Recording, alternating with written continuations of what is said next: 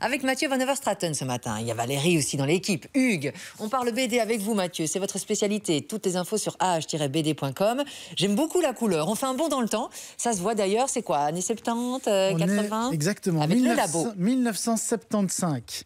D'accord. Et alors, est-ce que vous vous souvenez de cette époque un peu héroïque des tout premiers ordinateurs personnels? Bon, forcément, c'était dans les années 70, donc peut-être qu'on s'en souvient pas trop. Les premiers IBM. Si, il fallait l'allumer le matin pour pouvoir l'utiliser le soir. Exactement. Donc, les premiers ordinateurs, ils ont été inventés évidemment aux États-Unis par des jeunes pionniers que vous allez peut-être reconnaître sur ces photos. C'est Steve Jobs, ça. Steve Jobs est un des premiers ordinateurs Apple. Il y a aussi Bill Gates. Magnifique pose, je trouve, là, avec son ordinateur Microsoft. Sur la table, allez hop, voilà. Peur de rien. Alors, c'est deux entreprises qui, évidemment, jouent encore un rôle très important dans nos vies aujourd'hui.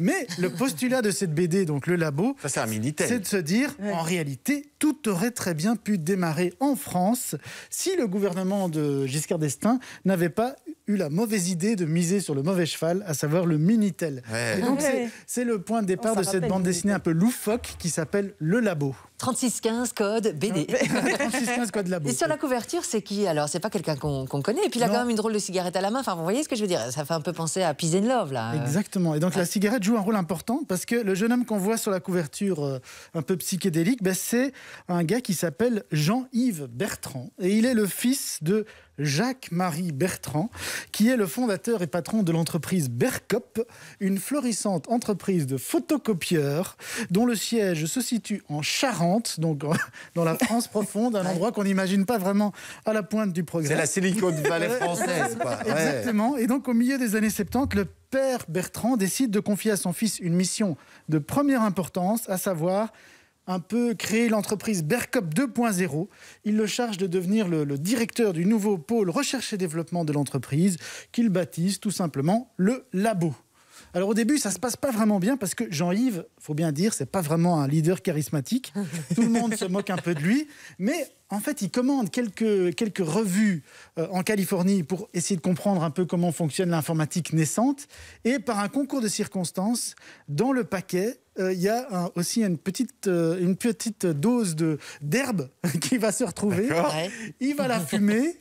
Et en fait, en fumant un joint, en fait, il va tout à coup avoir des visions sur l'avenir de l'informatique. Il va voir apparaître la première souris, le premier ordinateur personnel. Donc, il va imaginer que ça peut naître tout ça dans son labo en Charente. Il y a des éléments réels dans l'histoire, je veux dire au niveau historique, etc. Alors, il y a des éléments plus ou moins véridiques, mais il faut bien dire que les auteurs, ils prennent un malin plaisir. Il ne faut pas fumer pour avoir des idées, quoi. Voilà. En gros, c'est pas ça du tout. Mais ce qui est très drôle, c'est que c'est une vraie fausse histoire, une vraie fausse invention de l'informatique grand public en France dans les années 70, en imaginant un peu que ce labo devienne une sorte de start-up où on fait du yoga, où, vous savez, on est cool. Et, un peu une façon aussi de se moquer de Google aujourd'hui. Exactement, ça se moque un peu du Google d'aujourd'hui. C'est ça qui est drôle, c'est qu'il y a des clins d'œil, évidemment, aux start-up d'aujourd'hui. Il y en a un que je reconnais là. Voilà, il y a des sortes de visions aussi sur ce que va devenir, quand il fume, il voit aussi ce que va devenir Facebook. Alors c'est très marrant parce qu'il s'échange évidemment des photos de chats. Alors ce qui est drôle aussi, c'est qu'au lieu de la souris, il appelle ça la musaraigne. Enfin bref. D'ailleurs, on voit sur son polo. Voilà, ça fait son polo, c'est presque un crocodile. Ça fait une marque assez connue, mais c'est pas... Clairement, c'est une BD avec un humour un peu... Vous voyez, si vous aimez l'humour un peu OSS 117. Complètement déjanté. C'est un peu ce style-là, c'est un peu déjanté. Donc... je crois que ça va plaire à tous ceux qui aiment l'humour un peu où on rigole. Un peu décalé, quoi. Elle vous a plu, hein, Mathieu, cette BD, on le sent. Exactement, ouais. Et on l'entend. 2 exemplaires à remporter là tout de suite. Démarrez votre message par Labo, offert par les éditions d'Argo. Labo, nom, prénom, coordonnées complètes, adresse mail, tout ça au 6003 75 cents par message envoyé. Bonne chance, 1975, donc avec plein de couleurs, complètement déjantées. Ça va faire du bien. C'est une BD, je pense. Ouais, c'est tentant. Oui. Yes. Mais ado, hein, on démarre pas plus tôt. Oui, c'est plutôt ado-adulte à mon avis, parce que c'est vrai que déjà les références aux années 70... Oui, c'est ça, tout à l'heure, quand vous avez dit 36-15, je pense qu'on a perdu toute une génération. Oui, c'est vrai, c'est pas faux. Merci beaucoup Mathieu. Quel talent. Juste